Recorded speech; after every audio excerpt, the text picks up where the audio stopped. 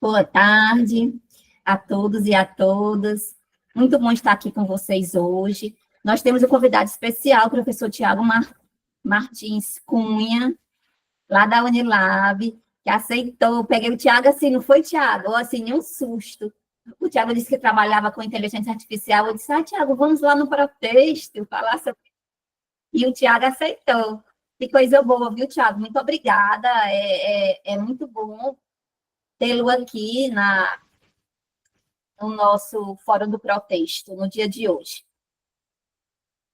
A palavra está com você, Tiago. Bem, eu que agradeço o convite. A gente se encontrou por um acaso, resolvendo coisas administrativas, e ela... Tiago, já que estamos aqui, né? Recentemente, por conta da ascensão do ChatGPT, eu tenho sido convidado para falar sobre inteligência artificial. Aí eu digo assim, eu trabalho com inteligência artificial, mas nos bastidores da inteligência artificial, na geração de recursos para essa área, mas não diretamente na linha de frente, porque, na verdade, quem trabalha na linha de frente não é um indivíduo, e sim um grupo de indivíduos, né? E aí, minha área de estudo, no doutorado, eu caminhei, né, formado em letras português pela UES, fiz linguística aplicada também na UES, fiz o doutorado pela UFC e na Alemanha, e aí já fui para o recurso de tradução automática, tá? E a tradução automática, no universo da linguística computacional, se você pega um livro, assim, a Bíblia da linguística computacional, o último capítulo é o que fala de tradução automática. E ele meio que fala assim, vide todos os capítulos anteriores, vamos falar agora da tradução automática. Então, eu me enfiei numa área que eu tinha que ter um arcabouço, um background enorme de conteúdo, e eu tentei me apropriar desse conteúdo. E aí eu sempre comento que eu fui para a Alemanha pelo DAAD, numa bolsa, aí na época da UFC, e quando eu cheguei lá, querendo aprender tudo que eu podia, e na verdade, o que a gente estava produzindo na UFC, o meu orientador, o Leonel, o que a gente fazia já era o estado da arte da linguística computacional. Então, foi bem interessante que eu precisei ir para fora para a gente meio que deixar essa síndrome de vagabundo, né? E isso é bom que vem de fora.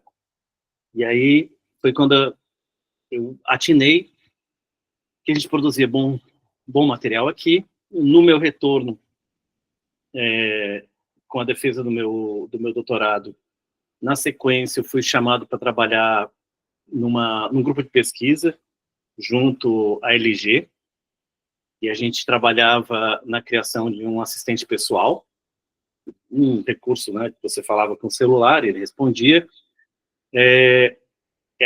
Éramos uma equipe de em torno de 30 pessoas, bem multidisciplinar, e muita coisa que eu apresento para vocês hoje não é muito fruto do meu doutorado, mas é fruto desses anos que eu tive junto à LG, junto com essa equipe, tá? Muito se aprendeu, muito se desenvolveu, e hoje, o que o ChatGPT faz, a gente já fazia em 2015. Qual a diferença? Eu, Tiago, fazia numa tela como essa que vocês estão vendo aí, produzindo conteúdo, né, produzindo recursos. Hoje o ChatGPT faz isso muito mais amigavelmente. E aí ele acaba chegando às nossas salas, tomando parte do protagonismo que era para ser dos nossos alunos, e muita preocupação vem junto com isso, né? E aí, semana passada, não, acho que 2 semanas mais ou menos atrás, eu fiz uma apresentação para a biblioteca da Unilab, só que o foco foi outro. Por exemplo, é o mesmo assunto, só que lá o foco era o quê? Como a gente deve lidar com o texto, como reconhecer os elementos que seriam reconhecidos, mais que a gente trabalha, lida como se fosse plágio, e lá a apresentação entrou num nível mais superficial, no universo leigo, propriamente dito. Mesmo a Marisa antecipando que não sabe nada do assunto, a Mayara já antecipou que trabalha, né, em parte com isso, não somos leigos, tá? O que a gente faz dentro do universo da linguística, a nossa formação, todas as áreas duras, eu sempre brinco que o universo dos estudos da linguagem é a exatas, da humanas, porque a gente lida com regras, a gente lida com parâmetros, a gente lida com reconhecimento de padrões. Então, obviamente, não esquecendo a subjetividade, né, humana e do texto e da linguagem, desse organismo vivo, mas nós temos esse padrão como nossa formação. Então, a gente busca esses elementos e a linguística computacional é simplesmente a formação ou formalismo matemático dessas regras, né? Como colocar isso para o computador poder ler. Eu até brinco que linguística computacional é pedagogia avançada, porque o ser humano, para ensinar um ser humano é fácil, difícil ensinar um computador. Então, muito do que eu vou falar para vocês aqui, se eu andar muito rápido, por favor, questionem, perguntem, e vamos lá, para não me antecipar muito aqui. Abrir a apresentação. Tentei colocar uma apresentação mais ilustrativa possível. Na brincadeira, a Marisa tinha me chamado para semana passada, e aí, no caso, eu já tinha criado alguns programas para a gente brincar aqui. O bom é que não deu certo semana passada, aí pronto, eu vou ter mais tempo, e não tive esse mais tempo, então praticamente ficou como estava, ok?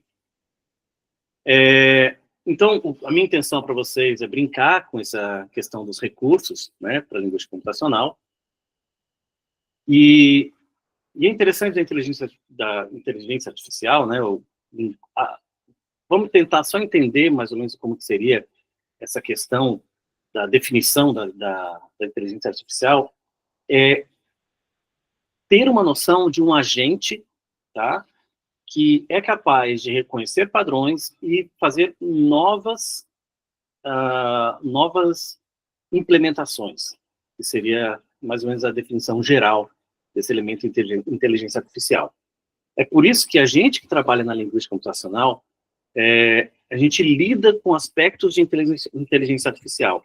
Não é um aspecto amplo, no sentido amplo do entendimento da inteligência artificial, porque, por exemplo, o meu carro, eu tenho um carro que é 100% elétrico e ele tem recursos que usam inteligência artificial, como, por exemplo, entender que o carro da frente está freando, entender qual é a velocidade da via, e ele faz tudo isso não por GPS, por dados que são passados por ele, mas sim simplesmente porque ele tem uma câmera, várias câmeras, na verdade, espalhadas pelo carro, e ele vai reconhecendo esses elementos que são de contexto, os elementos da rua mesmo. Ele lê uma placa, ele enxerga o carro da frente, ele enxerga que pode passando um carro do lado, e todas essas informações ele vai computando e passando para o carro numa forma de controlar o volante, controlar o freio, fazer um aviso sonoro. Então, esses elementos também são inteligência artificial, tá? Na história da inteligência artificial, a noção da própria inteligência artificial ela é modular, tá? Porque eu trabalhei com tradução automática no meu doutorado, e até os anos 60, a tradução automática era sinônimo de inteligência artificial. Porque os padrões e os parâmetros para a conversão de uma língua-alvo para uma língua fonte, de uma longa fonte para uma língua-alvo, por exemplo, esses elementos eram os mesmos utilizados nos recursos de inteligência artificial. O parâmetro era, em vez de língua-fonte, era pergunta, língua-alvo, resposta. Né? Então, eram os mesmos padrões de conversão. os parâmetros que eram mais duros, no sentido de baseados em regras, elemento pergunta, elemento resposta, chave, valor, eles foram cada vez mais sendo abandonados à medida que recursos matemáticos iam sendo utilizados, e aí, modularmente, hoje existe a área da inteligência artificial, que é mais abrangente, mas existe a área da linguística computacional, dentro da linguística computacional tem a área de tradução automática, né, e assim elas vão se organizando de acordo com os eixos de pesquisa que vão sendo desenvolvidos, tá? Na história da inteligência artificial, é interessante que sempre há parâmetros, vamos botar assim, baseados em regras, que seriam quando o linguista tem mais espaço, e parâmetros matemáticos, que seriam os parâmetros estatísticos, os algoritmos e tudo mais. Então, a gente sempre tem à medida que a gente vai evoluindo, desde lá dos anos 40, quando a coisa mais ou menos nasceu, dá para fazer mais ou menos com um pêndulo, entendendo que tem um desenvolvimento até chegar a um pico dos parâmetros baseados em regra, e a coisa meio que estagna.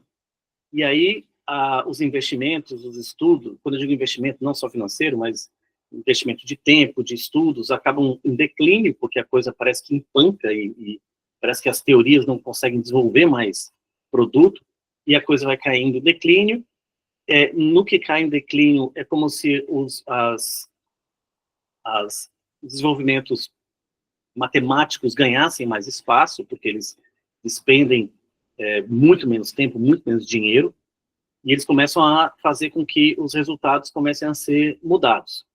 E aí, o que a gente enxerga a partir dos anos 80 é que com o avanço, né, e sempre essa oscilação, mais ou menos, ápice dos estudos baseados em regras, depois vai declinando até o ápice dos estudos matemáticos, estatísticos, até que chega um ponto que a coisa também estagna, volta a implementar-se novas regras, porque agora, nesse caminhar, já se passou 1 década, 2 décadas, então as tecnologias vão melhorando, os processamentos vão melhorando, as regras vão podendo ser processadas, e aí quando chega mais ou menos nos anos 80, que a gente tem um boom de processamento, esse pêndulo continua fazendo a mesma oscilação, de um topo para regras, depois do seu declínio, um topo para estatística, mas o que só acontece é que a amplitude diminui. Enquanto era em 10, 20 anos, agora começa a ser ao longo de 5 anos.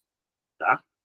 E aí é o ponto que eu chego para vocês, no que esses requisitos, por exemplo, como reconhecimento de palavras, parts of speech, que seriam atribuição de classes gramaticais para as palavras, por exemplo, parcers sintáticos, ou chunkers, que seriam as análises sintáticas propriamente ditas dentro do universo computacional, e caminhando mais para o universo semântico, que seriam a construção de ontologias, e o que seriam os modelos, né, de linguagem em larga escala, eles foram ganhando mais ênfase nesses últimos 10 anos, tá? Eu vou colocar em foco, porque o processamento dos computadores já chegou num nível absurdo.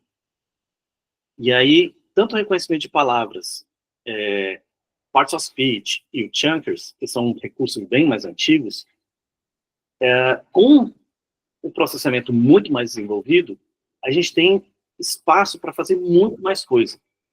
E aí, quando chega lá, no que eu compartilhei da experiência que eu tive com a LG, a gente estava produzindo um assistente pessoal, que funcionaria dentro do celular da LG, onde você podia falar com esse celular, e a ideia era não ser como a Siri era na época. A Siri da Apple era o recurso mais popular na época, em 2013, onde você falava com o celular, pedia para ligar, perguntava qual era onde tinha um restaurante perto, e ele acessava esses dados e ia dando as respostas. Quando a gente foi fazer esse projeto para a LG, a nossa proposta não era esse recurso. Ele não era um recurso que a gente chama de QIA, Question and Answering, que seria de perguntas e respostas. Era um recurso de chat, de um chatterbot, né, que seria um robozinho que ia respondendo as coisas para vocês e mantendo a conversa com o usuário à medida que ele ia preenchendo as informações que ele precisava. Era um recurso de QIA, mas era numa forma dinâmica, né? E se não houvesse uma pergunta ou uma resposta para ser dada, o recurso do celular, ele manteria a conversa se o usuário quisesse manter, né? Se não quisesse manter, a gente estava com uma série de marcadores de encerramento para meio que encerrar o processamento e o celular entrar em repouso. Mas a ideia era, você conversa com o celular, pede informações, essas informações são úteis, se não forem úteis, você continua a conversa, se foi útil e encerrou a conversa, ele para de funcionar, tá? Então, esse recurso, para chegar nesse ponto do chatbot, a gente colocou esses 3 primeiros recursos aí de reconhecimento de palavras, Parts of Speech e o Parser Sintático, como linha de frente na produção do nosso recurso. E é interessante que quando a gente trabalhou para a LG, ela cedeu 3 celulares, que era o topo de linha de processamento dele na época, e nós tínhamos 3 celulares que a gente fazia os testes dos programas. Era o mesmo programa que a gente usava nesses 3 celulares, e o engraçado foi que em 3 meses, esses 3 celulares com o mesmo sistema integrado, eles começaram a ter comportamentos diferentes, porque eles não eram conectados à internet, eles só eram conectados no sistema interno, que a gente trabalhava no laboratório, mas cada um deles era meio que alimentado e manipulado por um grupo de pessoas diferentes. Então, os dados que esses elementos recebiam eram diferentes. E como era um chatterbot, um recurso de conversa, eles iam se desenvolvendo à medida que a pessoa ia conversando com eles. E os 3 celulares tinham 3 comportamentos completamente diferentes. E quando a gente fazia a atualização dele, que a gente botava os 3 para compartilharem, para conversarem entre si, ou seja, para compartilharem as informações, eles voltavam a ter um comportamento padrão entre os 3, mas muito mais evoluído do que o padrão individual de cada um deles. Então, como experiência social, se dá para chamar assim, a gente já percebeu aí um desenvolvimento exponencial do que seria o desenvolvimento desses recursos, tá? E aí, Thiago, pode posso falar. interromper só um instantinho, Thiago? Claro. É porque tem, eu não sei se você está acompanhando o chat, tem uma pergunta do Lailton, aqui, que ele fez, que era sobre, inclusive, sobre o carro, né, que você falou do seu carro elétrico. Aí o Lailton queria, aí eu disse assim, eita, ele está se distanciando do carro elétrico. Vou interromper um pouquinho o Thiago, para ele falar sobre um pouquinho. Lailton, tu quer falar ou quer que eu leia a pergunta, Lailton? Eu posso falar, Marisa. Sim, pronto. Tiago, você falando aí, boa tarde, né? Os que entraram agora. Você falando aí do carro elétrico e o sistema autônomos, eu fiquei pensando de que forma a inteligência artificial, especialmente os carros autônomos, né? Eles provocam, assim, um repensar nas bases da responsabilidade civil, sobretudo no âmbito mesmo do direito, né? No âmbito do consumidor, porque a gente fica pensando assim, com essa expansão da inteligência artificial, esses níveis assim de autossuficiência, fica pensando assim, e os acidentes que, sei lá, podem ocorrer, as possíveis falhas dos carros autônomos, de quem seria a responsabilidade dessas questões? Porque, por exemplo, a gente tem tipo piloto automático, né? E aí fica pensando assim, de repente você tem criança passando na via, eu protejo a vida da criança que está passando na via ou eu protejo o consumidor? E me parece que esses carros autônomos, eles têm, a inteligência artificial é programada para que ela proteja sempre o motorista em detrimento ao que possa ocorrer. Eu fico pensando exatamente nisso, até que ponto a inteligência artificial ela provoca essas dificuldades, esse repensar das responsabilidades sobre os sujeitos. Hoje, assim, se for pensar no aspecto do carro, aí a gente já está trabalhando na inteligência artificial geral, tá? Que é um caminho que a gente está caminhando para isso, mas a gente não está bem lá ainda, tá? Que é mais ou menos o que eu estava falando nessa questão do celular, ele criando comportamento próprio, tá? Hoje o celular, se acontecer uma situação dessas, onde tem um transeunte, né, um pedestre, e o carro, né, passando, ainda hoje ele vai proteger o pedestre, tá? Porque são os parâmetros externos do carro. Ele vai frear o carro, ele vai desacelerar o carro, ele vai avisar o proprietário, só que dependendo do ângulo das intempéries, o carro sim pode fazer uma frenagem que ele possa vir a derrapar, ele pode vir a capotar. Então, o carro trabalha para que isso não aconteça. Para um carro elétrico capotar é muito difícil, porque o centro de massa dele é praticamente no meio da roda, então ele capotar é muito difícil. Mas os parâmetros que ele leva hoje em dia, e o meu carro é elétrico, mas eu ainda sou professor, então não é um topo de linha, né? Então, mas até os carros mais avançados, eles têm um parâmetro de contexto muito mais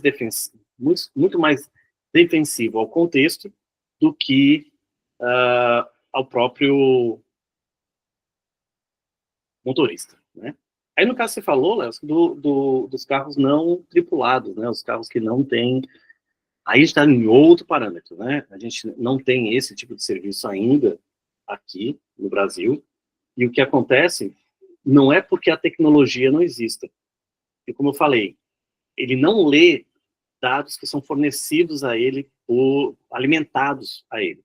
Ele vai montando esses dados à medida que ele vai rodando. Então, nós temos ruas que não têm faixa de pedestre pintada, nós temos ruas que não têm a calçada marcada ou na altura que deve existir, as faltas de padrão que a gente tem no nosso convívio, dificultam os reconhecimentos para um carro não tripulado funcionar com uma autonomia aí segura e ótima. Mas hoje, se alguma coisa desse tipo acontece, não há legislação que monte, mas aconteceu um caso na Califórnia recentemente, e foi um atropelamento causado por um carro não tripulado, e quem foi punido foi a empresa que colocou o sistema. Tá? Então, as coisas estão começando a aparecer, mas ainda não foi nada grave, né? Porque nenhuma criatura que se preze vai andar a 1.000 km por hora dentro de um carro não tripulado, porque ninguém tem coragem ainda de fazer isso. Tá? Mas a gente está caminhando para isso. Tá? No universo linguístico, a gente, né, no caso, voltando aqui, eu já respondi? Não sei. Respondeu sim, Tiago. Obrigada, viu? Ótimo. Respondeu sim, Tiago. Obrigado, viu? Obrigado. Eu respondeu sim. E eu estava até pensando nisso, né? Porque a gente fica pensando que a gente, sei lá, o estado da arte da inteligência artificial, parece que você tem essa questão da própria aprendizagem de máquinas, né? E esse deep learning, né? Que é, sei lá, a aprendizagem profunda das máquinas, né? Isso ainda vai ter muito o que ser desenvolvido ainda para que a gente possa ter essas questões consolidadas, principalmente aqui no Brasil, né? Muito, muito. Porque, por exemplo, eu sempre comento E é interessante, assim, como eu não conheço bem a dinâmica do grupo, mas é interessante a gente entender em que pé estamos em relação à inteligência artificial. Aceitamos? Não aceitamos? Brigamos com ela? É um mal necessário? Ou é um mal que não é necessário? É bom a gente definir qual é a nossa postura em relação a ela, porque daí a gente consegue dialogar melhor. Porque, por exemplo, na minha concepção, ela chegou chegando. Ela já é parte da nossa vida. A gente não sabe o tanto quanto que ela faz parte da nossa vida, mas muito dela a gente já usa há muito tempo, e a gente alimenta ela também, né? Então, eu falo para os meus alunos que no universo do português, para o universo computacional, o português ainda é uma língua exótica, porque não vou dizer que se pesquisa pouco, mas se produz pouco. Quando eu digo produz, é dar produto legível, produto que gere dados, produto que sirva para esse desenvolvimento, tá? E nesses 3 itens que estão aí na tela, em relação ao reconhecimento de palavras, parts of speech e o syntax e o parse sintático, a gente tem muita coisa produzida em português dentro desse universo, mas ainda é pouco para um universo mundial. Se a gente pegar esses 3 aspectos aí, por exemplo, uma língua tribal do Oriente Médio, chamada curdo, o curdo, ele é muito mais estudado no universo computacional do que o próprio português. E aí, por quê? O curdo é mais estudado que o português, porque ele é mais, sei lá, uma língua mais sintética, mais fácil de aplicar computacionalmente? Não, é porque é uma língua tribal do Oriente Médio e é lá que está o dinheiro, lá tem financiamento. Eles financiam que se estude o curdo. Pronto. Entendeu? Então, é simples. Então, o Brasil, em suas dimensões continentais, ainda não produz o tanto que o Oriente Médio, em poucos polos de estudo, desenvolve, né? Mas a gente produz muito material. E aí, quando, em 2015, mais ou menos, já vinha essa ascensão dos estudos semânticos, né? Até então, no universo sintático. Aí, quando vem o aspecto das ontologias e dos Large Language Models, a gente já está caminhando para um universo mais semântico, tá? E o que acontece em 2015 é que se o universo computacional entende, peraí, para a gente ter um bom processamento das coisas, a gente precisa de banco de dados. Vamos pegar banco de dados, vamos montar banco de dados. Deu um boom de estudos de corpos na linguística de corpos nesse período, e muita coisa desenvolvida, muita coisa era mostrada para o mundo, mas o que acontece é que o mundo pegou esses calhamaços de dados, mas não tinha como processar. E aí foi quando, se for em paralelo com isso, teve as crises mundiais, tem a crise no Brasil também, e meio que a área da linguística computacional entra em declínio. E é aquele declínio que eu falo para vocês, estava num ápice de desenvolvimento de regras, né, de elementos que são mais humanamente manipuláveis, tá? E começa a entrar em declínio e começa a ascensão dos modelos estocásticos, que começaram a pegar esses grandes modelos de linguagem, esses grandes bancos de dados, e começam a montar modelos de linguagem usando um conjunto de algoritmos, e aí são algoritmos de redes neurais, algoritmos genéticos, que são algoritmos matemáticos que montam um esquema fatorial de análise de texto. Até então, é análise de texto, tá? Linguística computacional, tudo começa pelo texto, porque você começa dando informações, e essas informações são em linguagem natural. Processe isso, faça tal coisa. Crie, até um colega mandou uma imagem produzida pela inteligência artificial, que era: crie uma imagem do Homem-Aranha plantando bananeira. E em vez de ele estar de cabeça para baixo, ele estava de coca, com a mão na terra, plantando uma planta, né? E aí, para, claro, fazer uma brincadeira com o trocadilho do plantar bananeira. E aí é que alimentando essa linguagem natural, é que o sistema começa a processar, e aí tenta entender que Homem-Aranha compõem os dois juntos, uma entidade nomeada, que plantar bananeira vai ter uma relação polissêmica. E aí, todos esses elementos, quem alimenta, quem gera esses recursos, somos nós. O que o recurso do ChatGPT deu uma virada de chave de uns tempos para cá é que alguns elementos ele consegue, ele mesmo, gerar os regramentos. Ele consegue pegar um banco de dados que já exista relacionado sei lá, tenho aqui, botei uma sequência relacionado a doenças, por exemplo, e ele consegue o mesmo parâmetro estrutural que analisa uma organização semântica em torno do frame doença, e gripe, e vírus, essas coisas, ele consegue construir o seu próprio frame para outras coisas. Você pode, e aí vem, o engenheiro que está desenvolvendo isso, ele pode orientar essa produção, ou você pode simplesmente, e o que tem sido feito hoje, pode simplesmente jogar um conjunto de algoritmos matemáticos e pedir para que ele faça um produto que você quer. E aí ele vai, da forma aleatória, de uma forma caixa preta, de uma forma não legível ao ser humano, dar a resposta que você quer.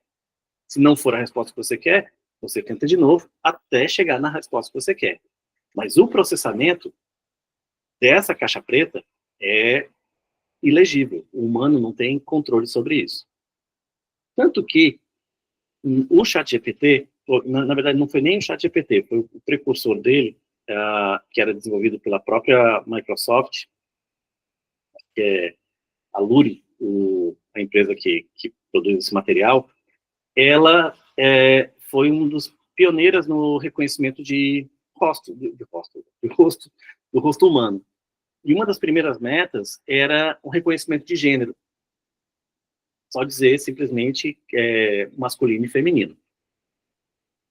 Começa que essa ferramenta trabalhava pessimamente com os rostos negros.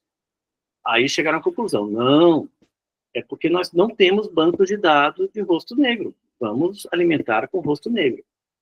Levaram o recurso para a África e começaram a trabalhar lá, começou a funcionar melhor com os rostos negros, mas ele ainda tinha uma péssima acurácia, né, um índice de acerto, um péssimo índice de acerto em relação a rostos negros femininos. E mesmo o sistema sendo desenvolvido na África, os índices não melhoravam. E como é que você faz para melhorar dentro de um banco de dados de informações grande, se você não tem noção de como o processamento acontece? Aí é a mesma coisa. E se a gente pensar na pedagogia avançada, a gente tem um conjunto de teorias de como a gente pensa, raciocina, processa o pensamento.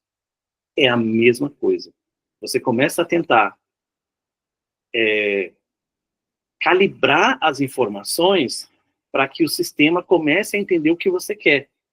Então, se você não sabe como a criança pensa e você quer um produto desse pensamento, o que você faz? Você começa a fornecer informações que, direto ou indiretamente, circundam aquilo que você quer como resposta. Então, hoje, a alimentação da inteligência artificial está do mesmo jeito. Até chegar num ponto que os engenheiros perceberam que o algoritmo de reconhecimento, a chave de reconhecimento do rosto negro feminino, aliás, nem o rosto negro feminino, a chave de separação dos rostos que ele estava usando era simplesmente maquiagem. E aí, rosto homem, se tivesse maquiado, ele já ia jogar para o feminino, mas de repente a barba, uma linha do queixo, ele podia jogar para o masculino, ele fazia os pesos. Mas o rosto feminino negro, ele não tem uma maquiagem muito marcada. Então, era por isso que ele tinha muitos problemas para esse reconhecimento. Então, eles queriam reconhecer gênero, mas, na verdade, eles estavam reconhecendo maquiagem. Então, é em torno disso que a gente trabalha hoje. Dentro desse sistema dos bancos de dados, em 2015, 2016, a própria linguística cognitiva, ela estava em busca de elementos de reconhecimento desses padrões, né? E a linguística cognitiva estava com estudos pesados em metáforas conceituais, né, as metáforas primárias e os elementos de frames, para meio que tentar codificar esses bancos de dados gigantescos. Talvez essa volta aconteça no futuro, quando esses recursos estocásticos que hoje estão dando muito resultado, estão dando bons resultados, eles vão estagnar. É uma questão de tempo. E com a estagnação desses elementos, nós, os linguistas, vamos voltar alimentando, e aí, possivelmente, os elementos mais exatos, mais estanques, como a sintaxe, eles já vão estar, não vou dizer que está fadado, vai ser uma base para todo o resto. As ontologias é o elemento semântico mais próximo do sintático. E ela é muito vinculado a ele. Então, essas ontologias já têm crescido bastante, mas, com certeza, o próximo giro vai ser um giro da linguística cognitiva aplicada, né, ao universo computacional. E aí, o que eu queria só ilustrar para vocês era esse recurso em relação às ontologias, que aí, no caso, eu tentei fazer aqui um fluxograma para vocês de como a coisa mais ou menos funciona, tá? Digamos que nós somos um recurso de inteligência artificial, tá? E aí, para a gente fazer isso, a gente tem que ser bem tolhido, porque eu pego a minha filha de 5 anos, ou sei lá, vamos botar menos, pego uma criança de 2 anos, ela tem uma capacidade de processamento muito maior do que um computador com um conjunto de recursos que a gente alimentaria ele, tá? Então, é pedagogia avançada mesmo, que a gente tem que pegar o computadorzinho pela mão e fazer ele rodar, tá? Mas digamos aqui que eu tenho recursos, né, textos alimentados, no caso, isso aqui é como se fosse o início dos bancos de dados, tá? Onde eu tenho fragmentos que eu estou coletando e que eu estou analisando.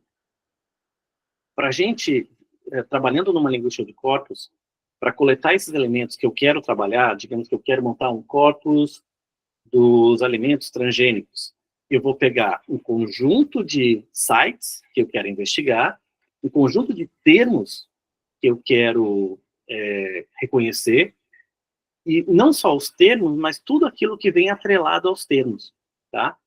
Então, esses snippets, eles são praticamente recortes que a gente constrói em forma de vários termos são em inglês, e como eu sou do inglês, do universo do inglês, eu tenho uma ojeriza a você usar termos em inglês quando tem um termo em português, mas fatalmente o conjunto de termos tem que ser em inglês, porque a gente não tem a tradução mais adequada. A gente constrói esses web crawlers, esses rastejadores, que eles vão meio que rastejando, eles entram nos sites que você designa e vão coletando todas as informações que você elenca por esses termos-chave, tá? E ele vai coletando e juntando esses dados e juntando esses dados. Isso é como a gente fazia isso mais ou menos no início dos anos 2000, tá? Hoje em dia, o universo dessa coleta já está tão mais amplo que até os web crawlers, para ser construídos, você nem precisa mais designar quais sites você quer. Você pode simplesmente pedir tudo que ele puder e ele vai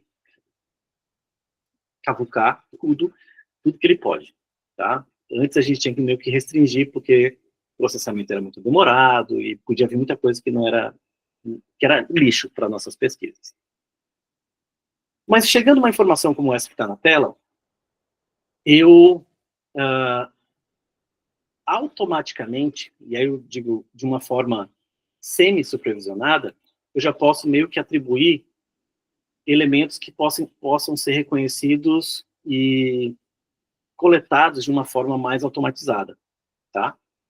Porque, por exemplo, eu tenho uma coleta, por exemplo, gripe é causada, e aí eu tenho essa relação do verbinho de ligação com os dois elementos relacionados, palavras-chave como o elemento vírus, aí depois eu tenho gripe é transmitida, e alguns desses snippets que estão aí, eles não são nada mais, nada menos do que o formato da Wikipédia.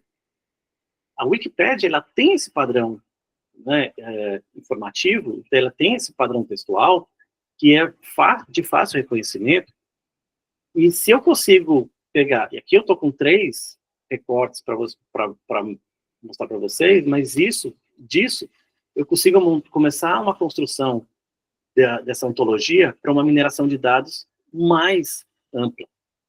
Porque aqui eu já tenho uma relação de construção semântica, onde eu tenho que gripe é doença, varicela é uma doença. Todos esses dados, lembrando, tirados daqui. Tá? E até uma construção ontológica no sentido de entender quem é sinônimo de quem é hipônimo de quem é hiperônimo de quem. Tá? E é mais ou menos isso que é assim que começa a construção da mineração de dados de uma forma ontológica em si. E aí você pensa, tá bom, mas isso é útil para mim em quê?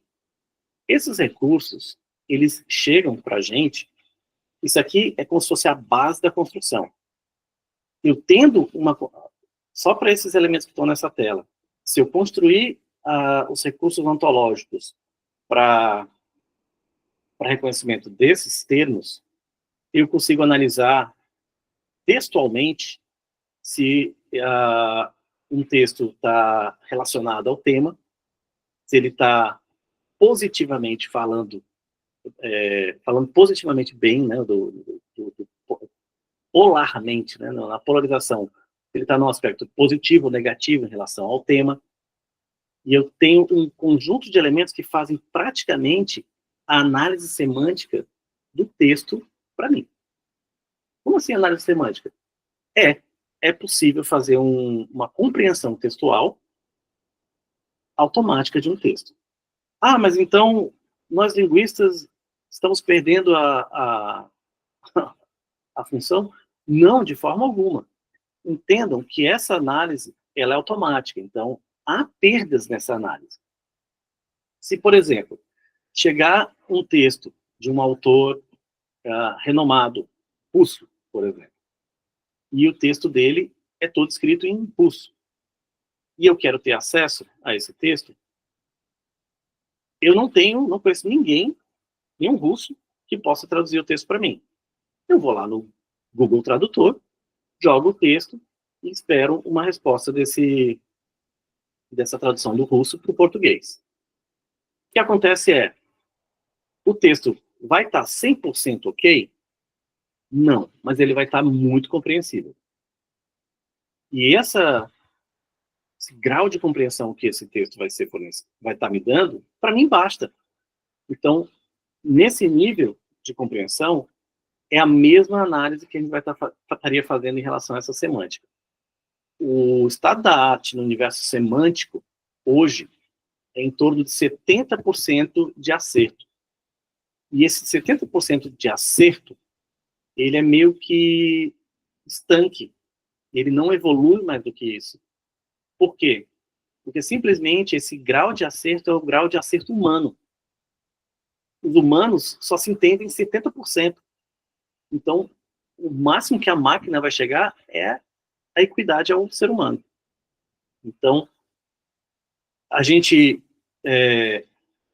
constrói essas ontologias, no caso aqui um exemplo em relação à gripe, mas poderia ser para qualquer elemento. Na época que a gente trabalhou na LG, para promover o recurso, a ideia era trabalhar com futebol. Eu nem sou do futebol, mas a gente tinha que construir, tipo, onde tinha lá enfim, Neymar é atacante, Brasil é penta, sei lá quanto é.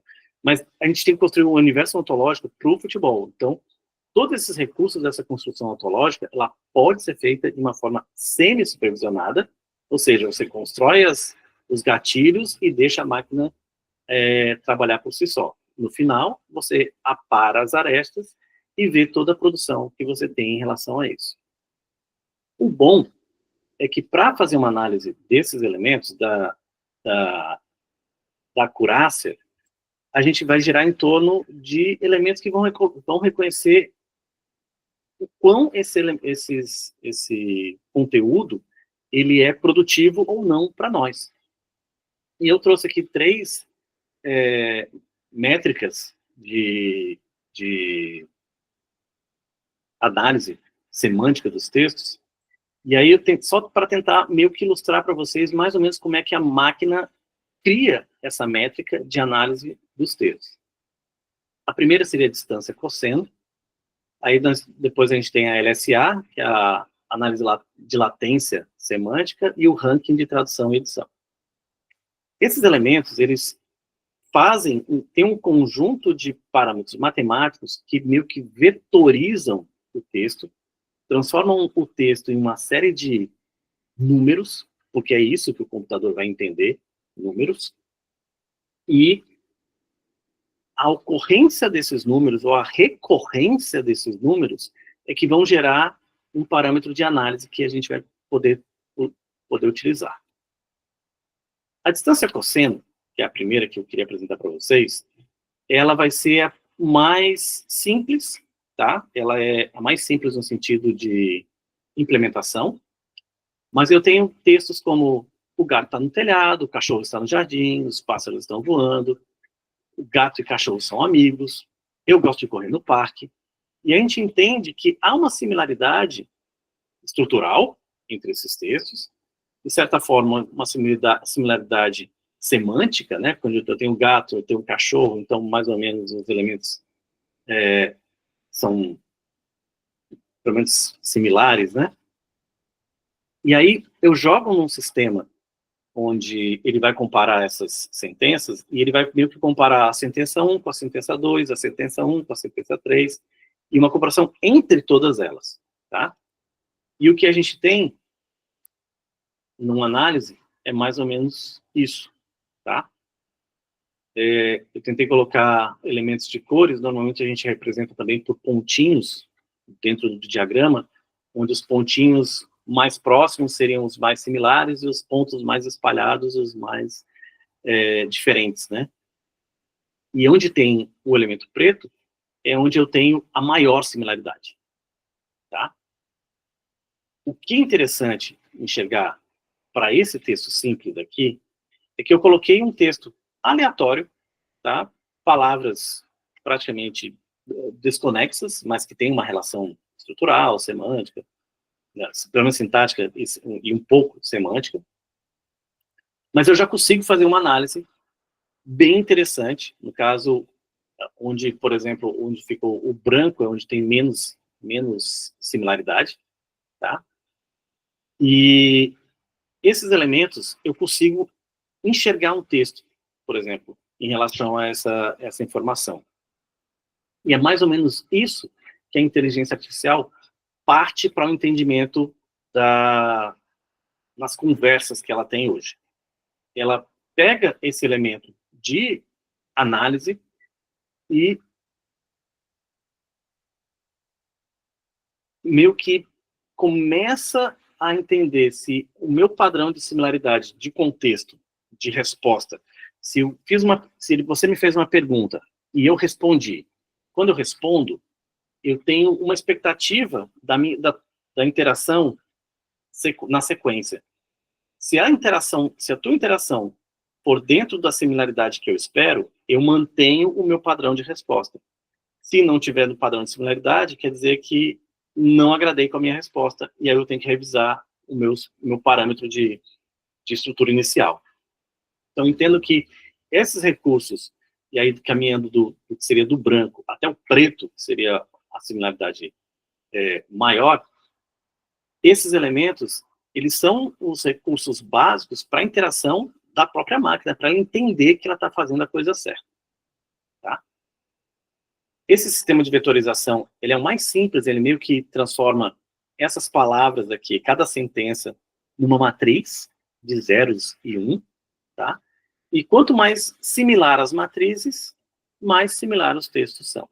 Tá? Ah, mas isso é tolher muito a semântica da coisa.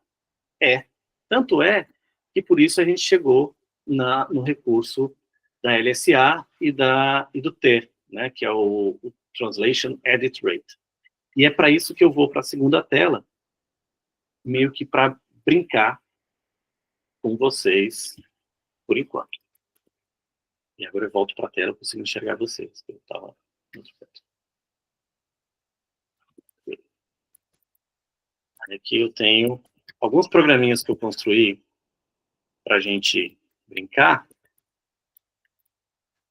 que existe uma ferramenta chamada WordNet, e ela vem sendo construída há, vamos botar aí, seus bons 14 anos, é um projeto contínuo, ela não encerrou ainda. E a WordNet, ela simplesmente constrói uma rede neural, uma rede ontológica, mas não no sentido da ontologia que eu apresentei para vocês, tá? No universo computacional, as ontologias lexicais, da semântica lexical que a gente trabalha, ela está muito mais aplicada ao WordNet do que a ontologia que eu apresentei anteriormente, tá? A WordNet, ela é um banco de dados de palavras. E o que define uma palavra? E aí eu tenho aqui um programa de distância cosseno, mas o que eu tenho como palavra? Eu tenho um outro programa, devia ter deixado aberto aqui, deixa eu só navegar aqui para... Eu apresentei fiz uma apresentação na aula de mestrado da professora Leia, lá no Unilab, por solicitação dela, e aí eu construí um programinha só para a aula dela, eu acho que eu tenho aqui para mostrar para vocês. O WordNet Test, o Cloud, tem aqui o Word. Esse aqui.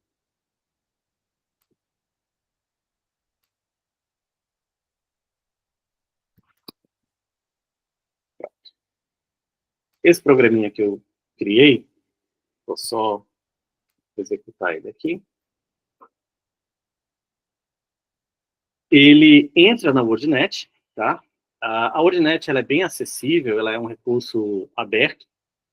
No Brasil, ela estava sendo alimentada na USP, se eu não me engano, porque enquanto na UFC a gente estava com o projeto da LG, a USP estava com o projeto da Samsung, enquanto a gente estava trabalhando com sintaxe, a Samsung estava trabalhando com semântica, estava investindo na WordNet. Mas aí a coisa meio que parou. Aí eu processei, abriu essa telinha para a gente aqui, tá? E aí, se alguém quiser alimentar com alguma palavra em português, pode fornecer aqui no chat, por exemplo, que eu coloco aqui só para buscar.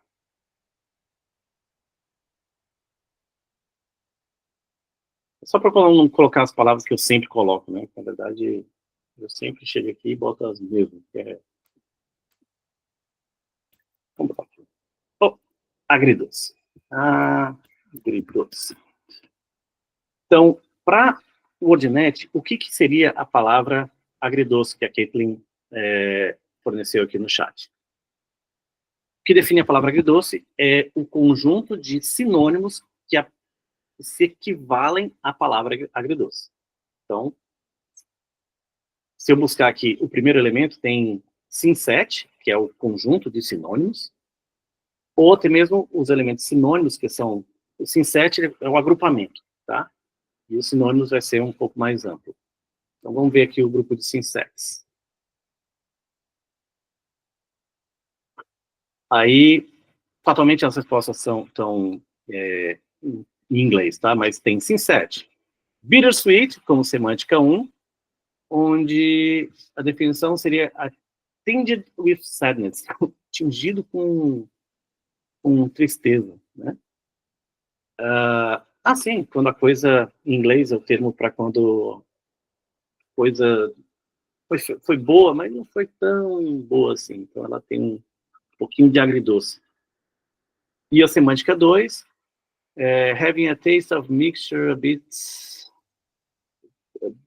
bitterness and sweetness. ter uma mistura aí do doce com o azedo, tá? Hipônimos. Nenhum hipônimo encontrado e hiperônimo, nenhum hiperônimo encontrado. No caso, não é uma palavra assim tão produtiva, porque a gente tem que pensar na palavra que seja mais polissêmica, por exemplo. Quando mais polissêmica, mais sinsetes a palavra vai gerar, tá?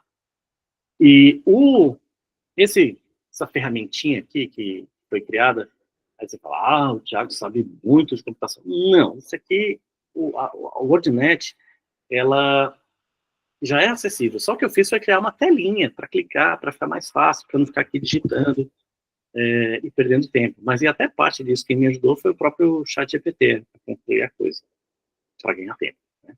Quem não sabe fazer, também pode ser o caso, mas para ganhar tempo. Mas se a gente pegar aqui, por exemplo, como a palavra agridoce, por exemplo, se comportaria no universo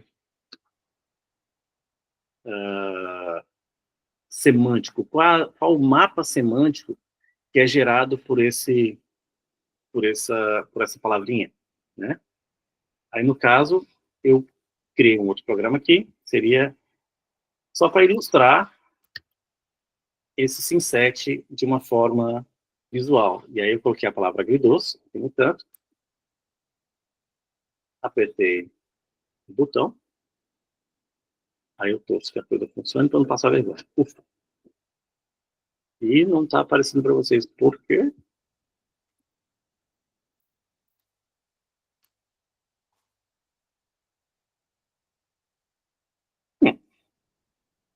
A pergunta é, por que não está aparecendo para vocês? O negócio está bonitinho, não está aparecendo.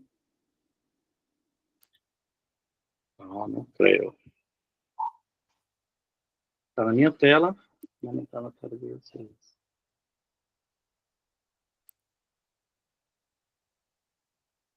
Deixa eu só ver aqui. Ó, um segundo. Vou parar a apresentação. E voltar à apresentação.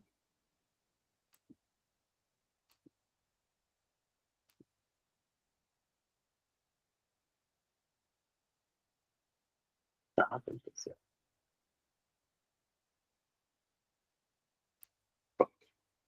Aí aqui eu tenho o mapa semântico, como é uma palavra não muito produtiva, ela tem só praticamente só o synset principal dela. Se a gente botar uma outra palavra, plantar bananeira, na verdade, sabe, vão ser duas palavras. A WordNet trabalha bem com lexias simples, tá? Ou seja, uma unidade somente. Vou botar pé de moleque aqui, ele vai me dar um pé, depois o de, depois o moleque, e não tudo junto. É só para ilustrar aqui a palavra banco, tá? Como é bem diferente, tá? E aí, no caso, eu tenho banco. Aí, por favor, sejam só razoáveis, porque como eu construí o programa em pouco tempo, eu não tive a preocupação de colocar o zoom para aumentar e diminuir. Mas tem aqui em cima, a bolinha mais central, mais em cima, tem bench, que seria banco de sentar, tá? Descendo, à esquerda da palavra banco, eu tenho bank, que seria depositório, um depósito, tá? Embaixo, à esquerda, eu tenho Post of Channels of Money, o banco de depositar dinheiro, propriamente dito, tá? À direita, eu já tenho stool, não só o banco bench, né, que seria um banco de madeira, mas eu tenho um tipo stool, que seriam tamburetes, banquetas, cadeiras, banquinhos e assim vai. Então, o que acontece quando a gente vai ler o texto? O LSA, ele vai calcular a distância da palavra central até a palavra que você está avaliando. Então, ele vai contar quantas bolinhas azuis por quantas bolinhas azuis eu passo para chegar à palavra que você está testando.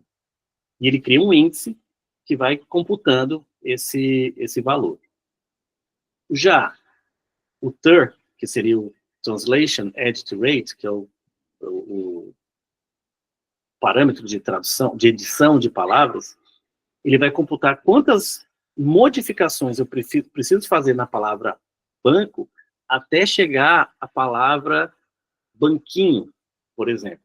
Então, ele é a mesma logística, ele usa o mesmo recurso que o LSA, mas a forma que ele computa é diferente, porque ele usa como cálculo quantas modificações eu preciso fazer na palavra para transformar essa palavra em outra palavra. Tá? E esse, no caso, do que o Sábio está perguntando, são os clusters semânticos. Tá? Porque, no caso, se eu quiser agora entrar no cluster só do instituição financeira, eu posso clicar aqui, porque tem uns números que vocês não sei se vai dar para enxergar, mas na bolinha central, onde tem o elemento que define, ele tem um número. E imagina isso dentro de um corpus. Então, é como se eu tivesse. E aí, eu levantei do banco e fui para o banco. Ele vai ter a palavra banco, que é um substantivo, singular, e aí, no caso, aparece uma etiqueta reconhecendo esse elemento. Mas como tem banco, aí ele vai ter um código que me remete ao elemento bench. Seria o banco de sentar. E me dirigir ao banco, que vai ter também as etiquetas morfossintáticas, mas também as etiquetas semânticas, que leva ao Depository Financial Institution, que tem um códigozinho que informa essa palavra tem esse synset específico. Só que eu estou falando em duas palavras soltas na mesma sentença. Imagina isso atribuído a cada palavra que você tem em um texto. Isso não pode dizer que o recurso computacional conhece, entende esses elementos. Ele só entende que banco é equivalente a outros elementos como Federal Reserve, Member Bank, State Bank. Ele vai entender que ele é equivalente a esses elementos. Mas o que essa equivalência faz? Né? A gente é que tem que ter em cima disso essa análise. Tá? Ei, Tiago, Pode tem falar. umas perguntinhas aqui no chat, ó. A Adri, ela perguntou se a IA trabalha com ironia, por exemplo, ou somente o sentido literal. Trabalha com ironia. Tem um recurso que é de análise de sentimento. Olha que nome lindo. O análise de sentimento, na verdade, ela trabalha com a relação de polaridade. Ela praticamente hoje ela trabalha só com elementos positivos e negativos. Mas aí, digamos que eu quero saber se... E aí, normalmente os estudos acadêmicos que investigam a análise de sentimento, ela normalmente gira entre crítica de cinema. Por que eles escolheram esse elemento? Porque tem o IMDb, que é um recurso da internet, que é aberto, tem muita informação, e tem um filme, o lançamento do filme, e todas as críticas relacionadas ao filme ao longo dos anos. Se lê esse recurso e vai se entendendo, peraí, esse crítico está falando bem ou mal desse filme. E o que é interessante é que muitas vezes o cara fala, sei lá, o filme Velozes e Furiosos, um filme genioso, muito inteligente, performático, com um diretor aquém do seu tempo, e foi uma experiência única, só que não. Aí no fim da crítica ele fala, só que não. O recurso, obviamente, tem que ser balanceado e calibrado para chegar a entender que um só que não, uma expressãozinha usada no final, desconsidera todo o elemento anterior. E sim, a análise de sentimento reconhece ironia e considera a polaridade de uma crítica como essa como negativa. Aí você pensa, ok, isso é útil para quê? Para mim, é só para entender que nas relações políticas de hoje em dia as coisas estão realmente polarizadas? Não, não. se fosse. Hoje, a análise de sentimento, ela tem sido fortemente utilizada no universo financeiro, na Bolsa de Valores. Quando se fala, alguém fala mal da Petrobras e as ações começam a cair, os acionistas, não, vende, que ela está mal, e vende porque está caindo. Aí então começaram a falar bem, ela começa a subir, ok, compra, porque ela está... Nessa oscilação, antigamente, aí, quando era o Leonardo DiCaprio no Lobo de Wall Street, podia até ser que eles olhassem todas as mídias, ficassem vidrados nos computadores, nos diferentes canais de televisão. Hoje, quem faz essa varredura toda são esses web crawlers, que eu falei, e resgatando se a polaridade da expressão, no caso, se a polaridade do elemento Petrobras está positivo ou negativo. E, inclusive, as ironias podem ser detectadas aí. E eu estou tentando lembrar aqui um termo, porque tem além da análise de sentimento, hoje trabalha só com polaridades, mas tem detecção de emoção também. Ele já trabalha com felicidade, tristeza, nostalgia, né, esses elementos mais bem polarizados, mas eles também conseguem reconhecer no discurso da pessoa se ela está motivacionalmente envolvida com o tema ou não. Então, só antecipando aí. A Ananias levantou a mão? Pode falar, Ananias. Ananias, pode falar.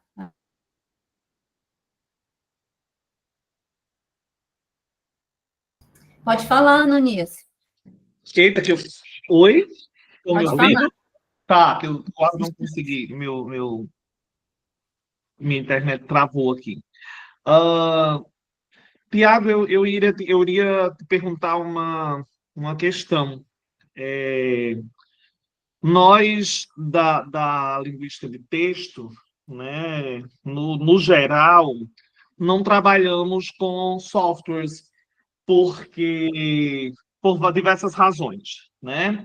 E aí a gente enfrenta uma certa dificuldade no tratamento de corpos muito grandes, né? De corpos com um número de textos muito grandes.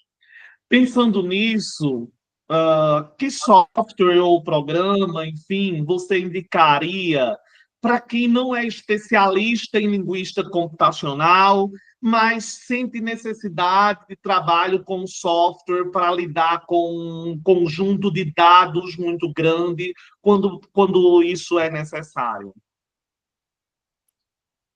Pois é. Como eu normalmente não uso esses recursos, na minha ascensão acadêmica, o popular é o Wordsmith, mas hoje tem outros recursos que fazem o que o Wordsmith faz, só que via internet, que você não precisa ter o programa baixado, não precisa comprar nada.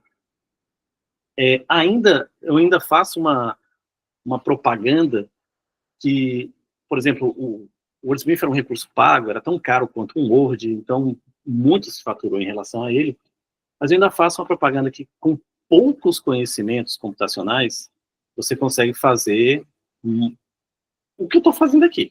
Eu não sou um desenvolvedor. Eu sou um cara simplesmente que trabalha com isso há mais tempo.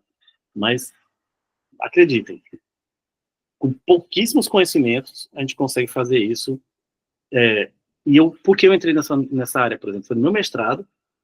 Eu estava estudando ensino de língua estrangeira, e no meu corpus de fala, eu tinha que computar quantas palavras diferentes os sujeitos falavam a cada minuto.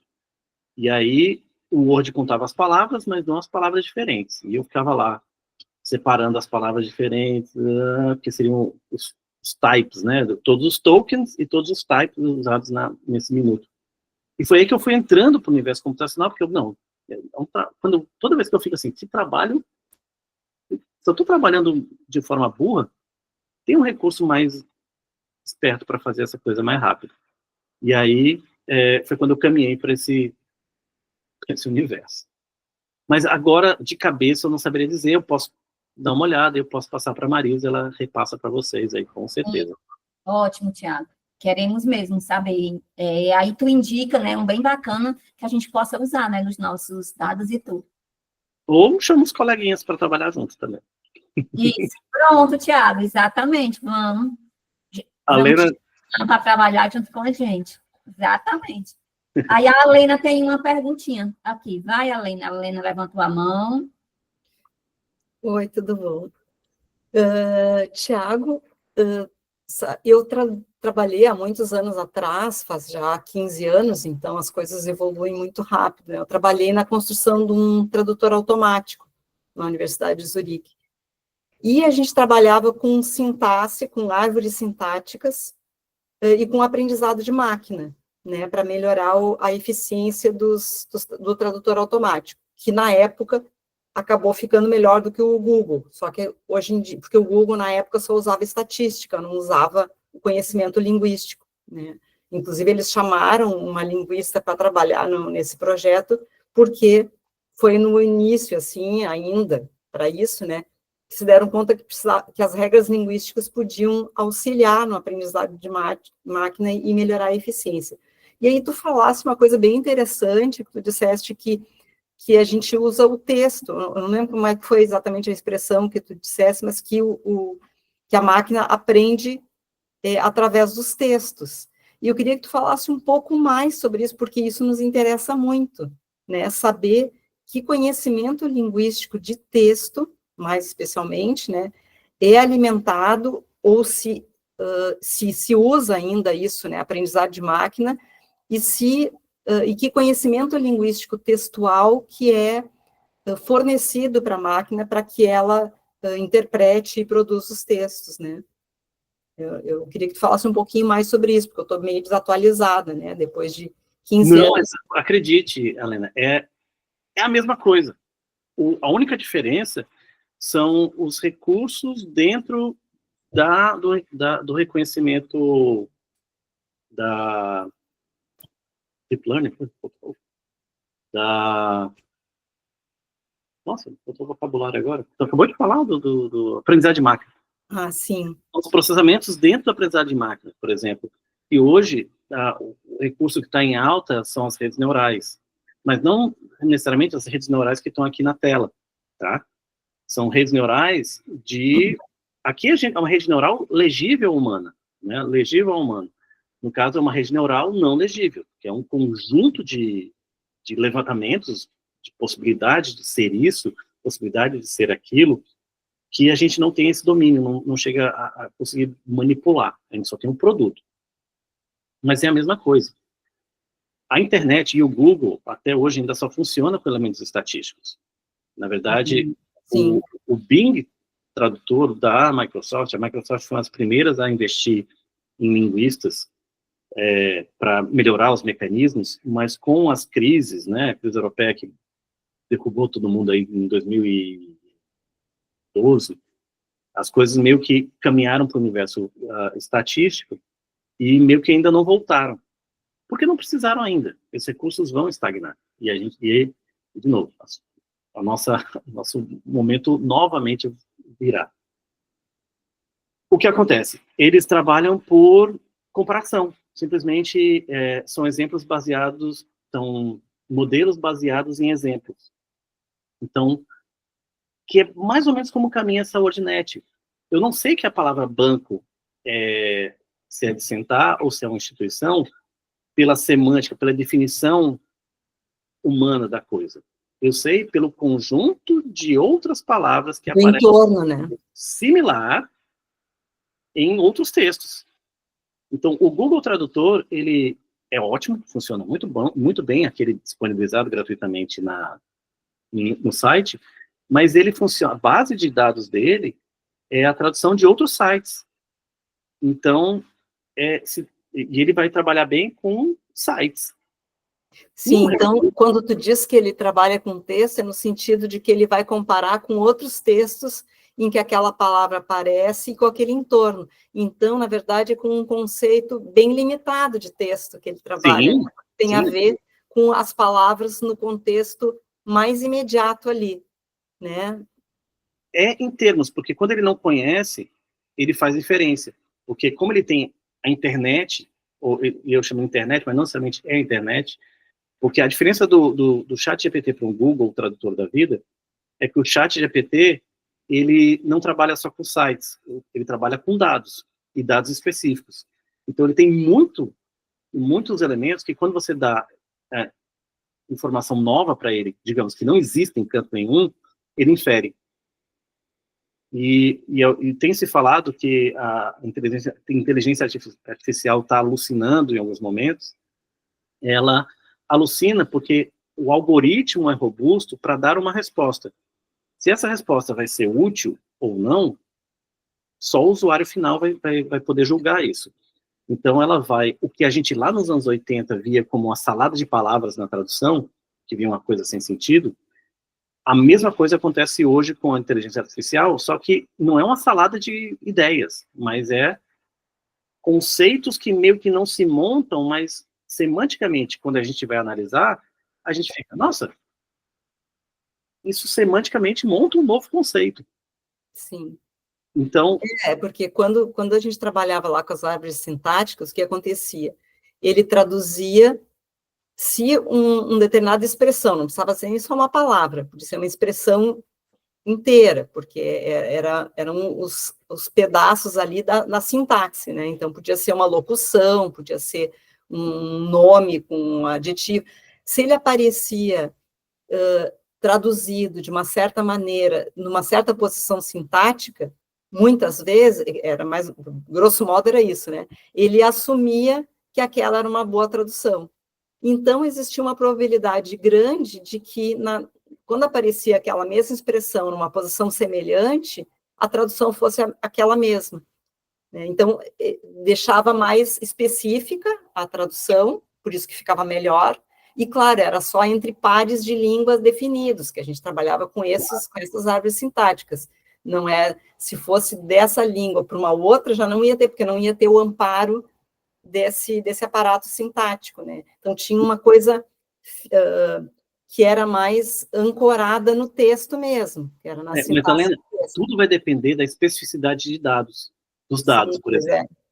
Tinha um recurso que o Google mesmo liberava para tradutores, não digo nem profissionais, mas tradutores no ato da tradução, que era o Google Translator Toolkit, que era um sistema de tradução automática, mas num formato de memória de tradução, que é um recurso mais usado por tradutores profissionais, que ele pega os dois textos que você está trabalhando, o original e o traduzido, e ele parametriza na tela, sim, e você vai navegando os dois ponto a ponto, fazendo as edições, que é dinamicamente mais interessante. E o recurso que ele usava, você carregava o texto inicial, ele jogava a tradução, sim, em paralelo. Já era uma memória, né? E ele usava a memória, porque à medida que você fazia essa conversão uma vez, quando você ia fazer a próxima, você já traduziu isso antes? Tá bom, já não traduziu exatamente tudo, mas parte esses fragmentos são históricos seus. E ele ia fazendo isso. Eu usei isso como base na minha tese. E eu estava dando aula de uma especialização de tradução, e eu falei, olha, pessoal, esse recurso é gratuito, do Google, muito bom, e usem, porque é gratuito, mas não se apeguem, porque ele é muito bom. Então, em qualquer momento vai fechar. Levou 2 anos para fechar. Sim. E ele fechou por quê? Porque chegava num ponto que você jogava o texto, e o texto estava ótimo. Não precisava mexer em nada. Mas tudo era o quê? A especificidade dos dados gerados. Sim. E aí, com base nisso, eu fui para o meu doutorado para criar um tradutor desse nível. E criei a ferramenta toda, o sistema. Eu tinha um parâmetro sintático por trás, que eu estava investigando a teoria do sintagma determinante, umas coisas mais da sintaxe. E que alimentava uma ferramenta que ia fazer essas traduções.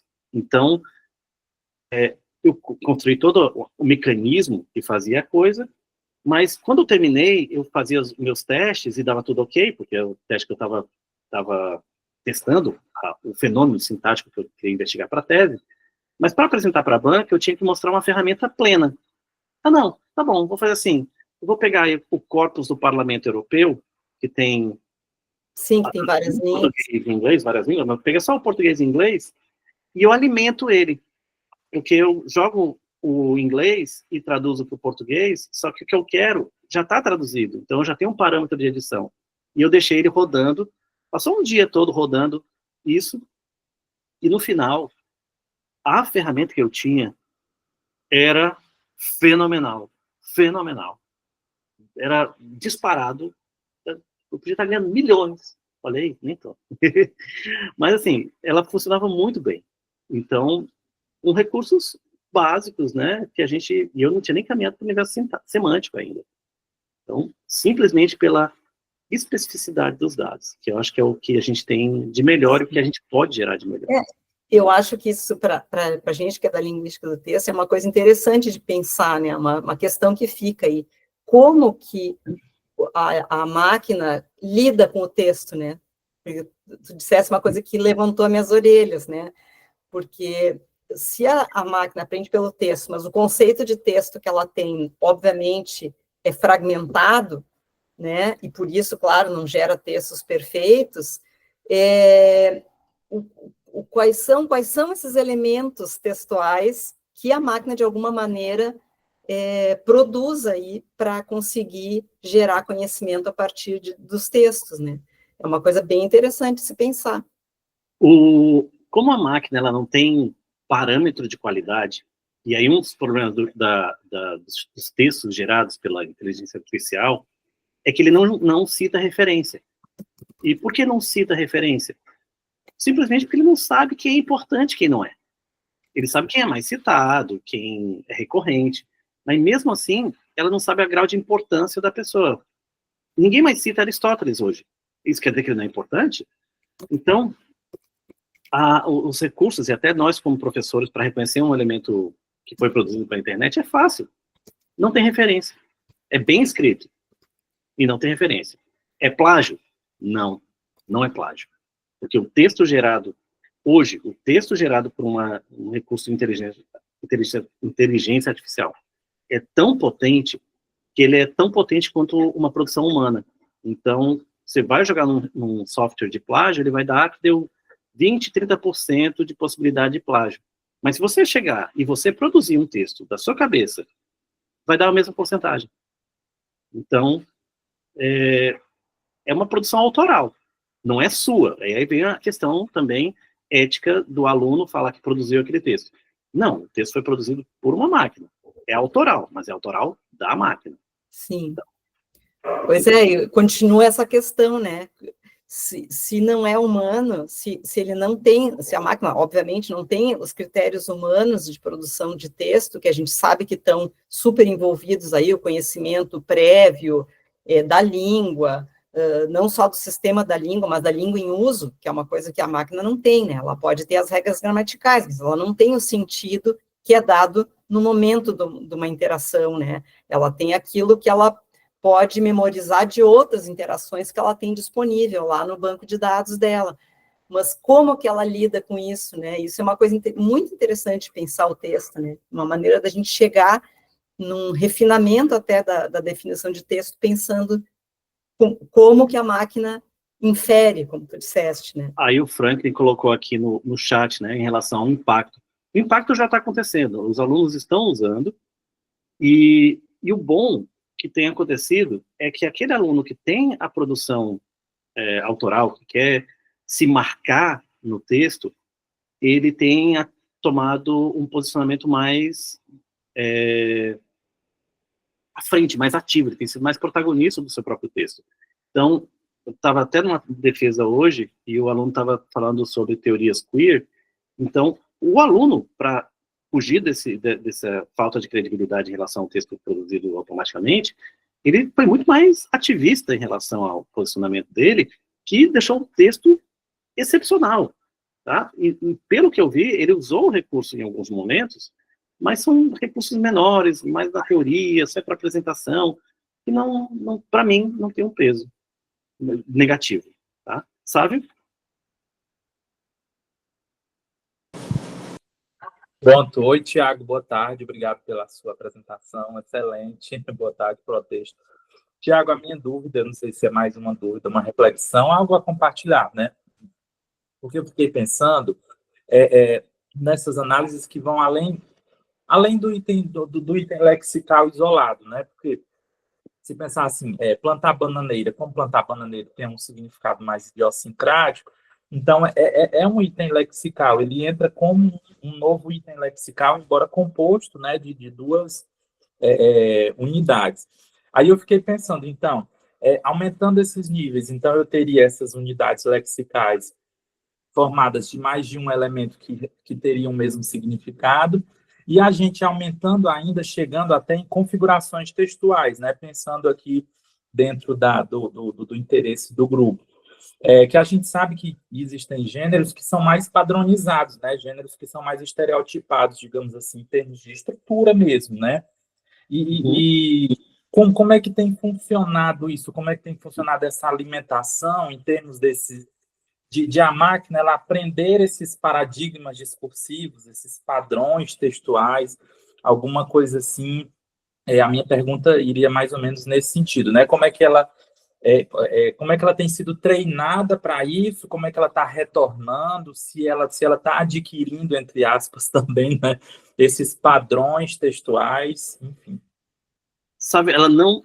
Assim, a nossa produção... A gente tem jogado muito texto na internet, produzido muito texto, mas não é só produzir o texto.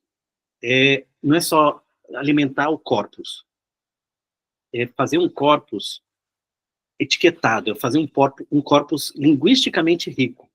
E quando eu digo linguisticamente rico, é rico desses elementos que sejam legíveis. É um códigozinho dizendo o que qual o conjunto de sinônimos de uma palavra, né?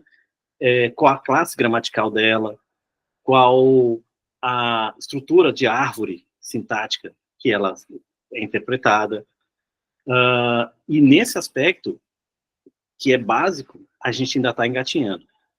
Pouquíssima coisa tem sido alimentada em relação a marcadores textuais, marcadores discursivos. A própria teoria da enunciação, ela se enxerga muito subjetiva e não é necessariamente, né, a relação da transitividade, a regência, tudo isso pode ser alimentado onde você tem uma expectativa de composição dessas palavras, dos elementos que se licenciam, e isso tudo tem que ser produzido, não é só uma pesquisa, mas em larga escala, é como se todas as nossas pesquisas, dissertações, artigos, precisassem montar dados que fossem alimentando, e esse aqui, ia sendo agrupado até chegar a um ponto que a gente ia chegar, como a inteligência artificial em inglês já está muito mais desenvolvida, né? A gente está aquém ainda já só da língua inglesa, né? Então, a gente tem que caminhar para chegar perto da língua inglesa, pelo menos de como está hoje. Porque depois a gente começa a pensar nos próximos passos. Então, muita coisa. Sempre quando um aluno quer fazer qualquer coisa, eu vou, tá bom, vamos primeiro construir o banco de dados. Só que, muitas vezes o banco de dados está no computador, está no campo restrito, onde podia ter um repositório, onde todo mundo compartilharia os bancos com todo mundo, né? Então, é praticamente uma comunidade alternativa, né? Para todo mundo se beneficiar da coisa. E nos proteger para também ninguém se aproveitar da gente, tem isso também. Ei, Tiago, para terminar, só a Maiara aqui levantou a mão. Maiara, Oi. quer falar agora? Oi. Quero sim. Tiago, a minha dúvida, né, eu tenho pesquisado sobre interação, né, especificamente sobre essas interações que se dão entre indivíduos humanos e indivíduos maquínicos, né, como a gente tem chamado, e aí nessas interações diretas, né, por exemplo, com o ChatGPT, mas não apenas com ele, né, a gente sabe que há, numa enunciação, um eu que enuncia, né, que se coloca como locutor e que também é enunciador, e se dirige diretamente a um tu, e aí a gente percebe, por exemplo, que numa interação como essa, há essa troca de turnos, né, entre o humano e a máquina. E aí como você considera duas coisas? Essa tomada de voz por parte da máquina numa interação, você acha que ele se coloca ali como um simulacro de um papel que seria canonicamente mais assumido por um indivíduo humano? E segunda questão, né? Como você considera a responsabilização enunciativa de uma interação com a máquina? Então, por exemplo, se ele fizer, né, a Marizinha já fez uma testagem sobre isso, né? Se ele fizer uma piada que seja preconceituosa, homofóbica, racista, por exemplo, quem responde pelo que a máquina diz? Então, são dois impactos aqui, né? Nessa interação com a máquina, ela simularia esse papel inicialmente atrelado a humanos, né? Então, ele seria também um locutor, alguém que toma a voz ali nessa interação, e quem poderia ser responsabilizado por, entre aspas, um crime que a máquina pudesse vir a cometer, por exemplo. Bem, a gente sempre fala, porque a máquina é neutra, a máquina não tem maldades. Os dados que a máquina alimenta, que alimentam a máquina, tem. Então, se o texto for xenofóbico, racista, machista, o que a máquina vai produzir vai ser isso. Não tem hoje resoluções que regulamentem qual tipo de discurso que a máquina produz. As empresas que estão disponibilizando essas ferramentas que estão regrando, tolhendo, censurando, de uma forma positiva, ao meu ver, essa produção. Então, os atos locucionários que essas máquinas produzem, pouco se investiga sobre isso. Acho que em 2015 eu escrevi um artigo sobre isso, onde eu criava critérios de análise de parametrização, né, de um bom discurso em relação à troca de turnos, em relação ao chat, ou que eu toquei algumas feridas em dois artigos, né, nessa época. Um deles foi dos atos locucionários e outro foi na construção de corpos, onde eu tinha uma visão, tenho ainda uma visão ampliada do corpus, onde o corpus não é só necessariamente um recorte do textual humano, mas é um banco de dados textual. Então, um texto produzido por uma máquina monta um corpus, e para a comunidade linguística de corpus isso era um ultraje, e na verdade o que acontecia é que para vários recursos era necessário que esses bancos de dados existissem, né, para processamento mesmo, que era bem mais falho na época. Na época não, ainda é bem falho. Mas essas interações, elas devem ser regradas, porque a máquina não tem, ela é uma criança falando o que está sendo alimentado para ela, e ela vai ser preconceituosa se os dados forem preconceituosos. E nós somos. Quer queira, quer não, a gente tem visões em relação a aspectos do mundo. Não dá para ser aberto para tudo, porque nem todo mundo tem um amplo conhecimento de tudo. Então, a máquina, ela vai representar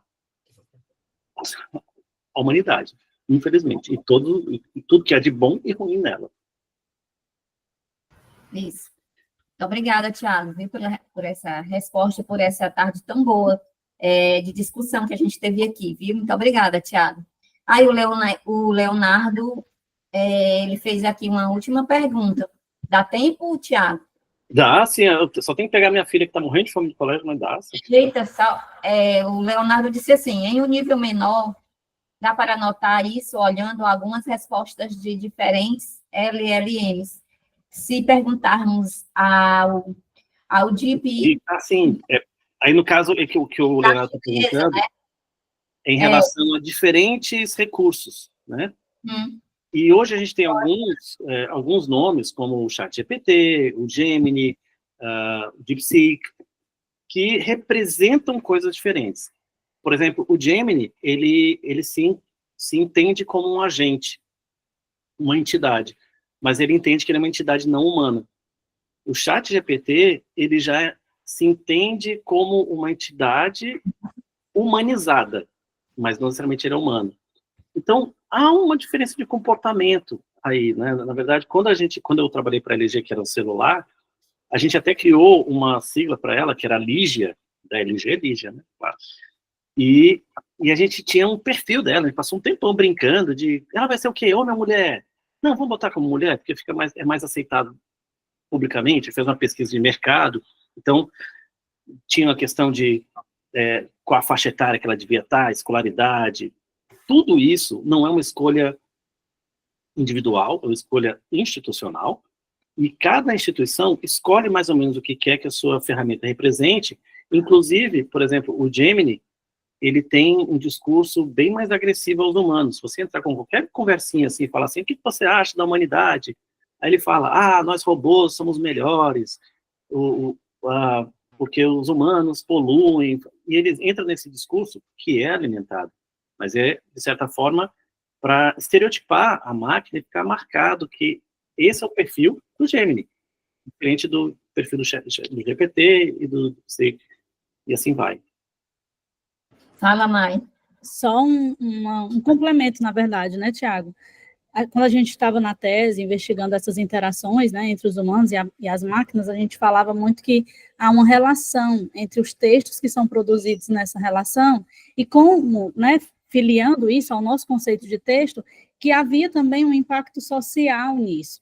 Então, de que modo essas interações refletiam também essas estruturas sociais? Então, se o texto ele é contextual, né, ele é relacionado a uma perspectiva ampla, essas interações, embora sejam, claro, restritas por serem com a máquina, elas também visam essa reflexão, né, que vem de todo esse escopo social, contextual, né, histórico, enfim. Com certeza, com certeza. Perfeito. Então, muito obrigada, viu, Tiago? Me coloco à disposição quando precisarem. Obrigada. Vamos só tirar uma foto para registrar, vamos? Muito obrigada. Marizinha vai parar a gravação? Como? Parar a gravação, né? Parar, vou parar. Parar a gravação. Foi muito bom, Tiago.